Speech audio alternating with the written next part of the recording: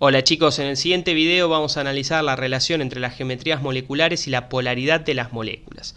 Esto es muy importante para que después puedan ver lo que son las fuerzas intermoleculares y sí o sí es recomendable que antes de ver este video miren el video de geometrías porque si no básicamente no van a saber por dónde arrancar. Bien. En el video de enlaces covalentes vimos cuando un enlace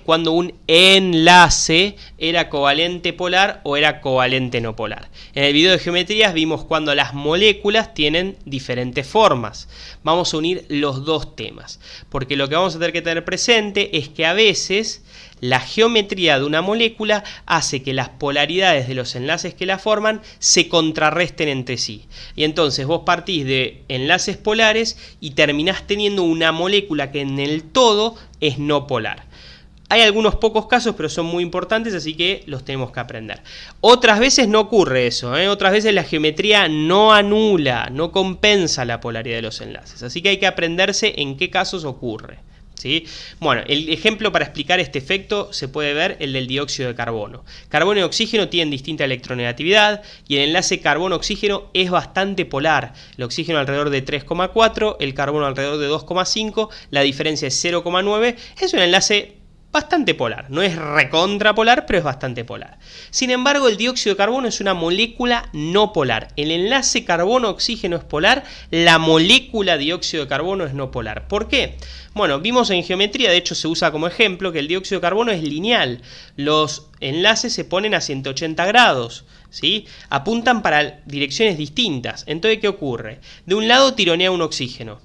Del otro lado, justo en la dirección opuesta, tironea también un oxígeno. Los dos oxígenos tironean con la misma fuerza. Entonces, entre ellos, como están en direcciones opuestas, se terminan compensando, se terminan, entre comillas, anulando. Con lo cual la molécula es no polar, definitivamente. Si uno dibuja las flechitas, si uno dibuja el momento dipolar, el vector del momento dipolar, lo puede ver visualmente. Es como un diagrama de puntos donde buscas la resultante. Si tenés una fuerza hacia la izquierda, una fuerza justo en la dirección opuesta con igual módulo, las dos fuerzas se anulan y el resultante es cero. Bueno, exactamente eso pasa en el dióxido de carbono. Entonces, la geometría como la del dióxido de carbono, donde tenés un ángulo de 180 grados, puede anular la polaridad de los enlaces, o sea, te puede quedar una molécula no polar. Ojo, escuchen esto, si los enlaces son iguales. Así que no siempre la geometría lineal hace que se anule la polaridad, solamente si los enlaces son iguales. ¿Sí? Estrictamente hablando no es que se anula la polaridad, quiero hacer esa aclaración, es un recurso didáctico decir que se anula la polaridad de los enlaces sigue existiendo, pero sí, visto desde afuera, la molécula termina siendo no polar, termina comportándose como no polar. Entonces, ojo, geometría lineal, si los dos enlaces son iguales, hace que la molécula termine siendo no polar. ¿Sí? Bien. También pasa en la geometría plana triangular y en la geometría tetraédrica. Pero otra vez hay que hacer la misma salvedad. Se anula y queda no polar si todos los enlaces son iguales. Ejemplo del cloruro de boro, que es el que está a la izquierda. Tenés plana triangular porque alrededor del boro tenés 3 pares de electrones. Los 3 enlaces son iguales, boro con cloro. Bueno, los 3 tironeos entre sí se terminan compensando y la molécula es no polar. Pasa también con la geometría tetraédrica, ejemplo de la derecha, el tetracloruro de carbono.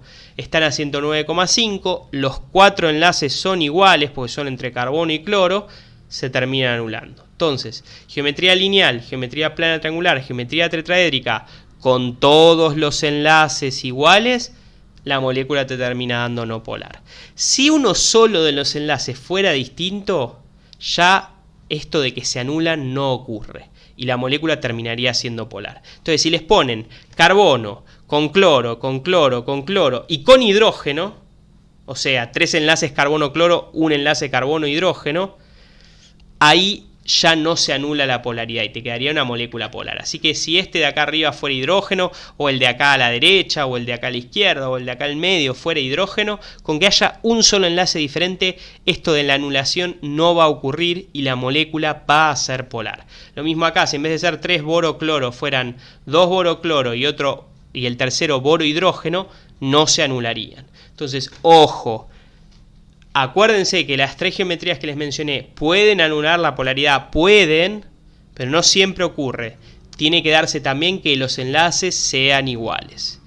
Bueno, espero que se haya entendido y esto va a ser útil para después ver quiénes presentan momento dipolar permanente y por lo tanto tienen interacciones dipolo-dipolo.